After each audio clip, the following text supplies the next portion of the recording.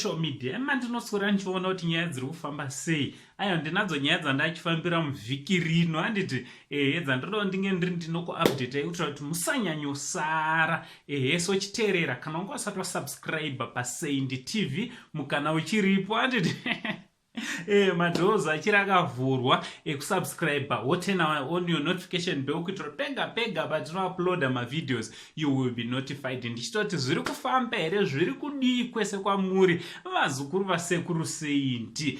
Vazukuru ngatisheye kadhirama kedu andi tine kacomic skit kedu kanonzi mwana wagiredhisi katiri kunge tiri tinoplaya each and every week, so let's support nekumboshare almost 3 aripo pachannel pedu. Mwana wagire ati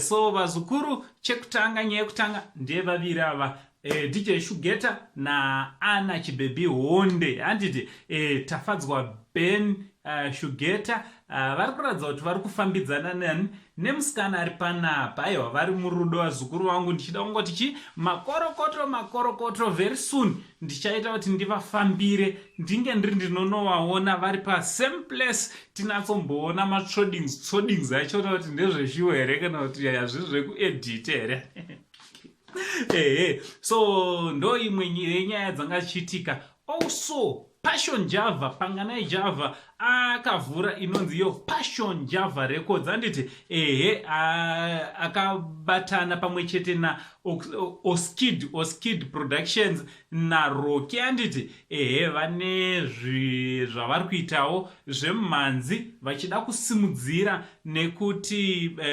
vechidiki vange vari vanobva mumastreets umu, vane zvipo vange vari vanoonekwa zvipo zvavo zvekuimba vachienda mberi handiti macareer avo achitotanga nekuenda mberi.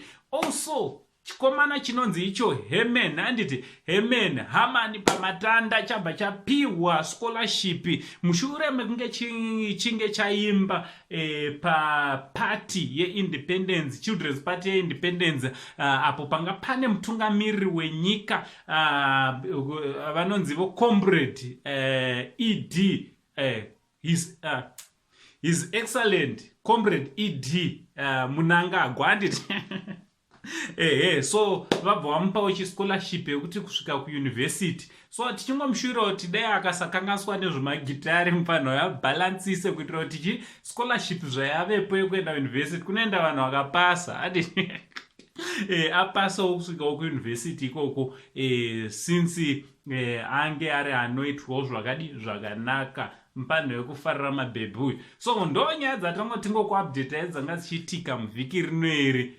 Nerechibhebhi chinonzi Njuzu, mavideos muri kungomaona asi kuda kutaura zvakawanda. From Uncle Saindi, the only Zimbabwean Uncle T, but much love.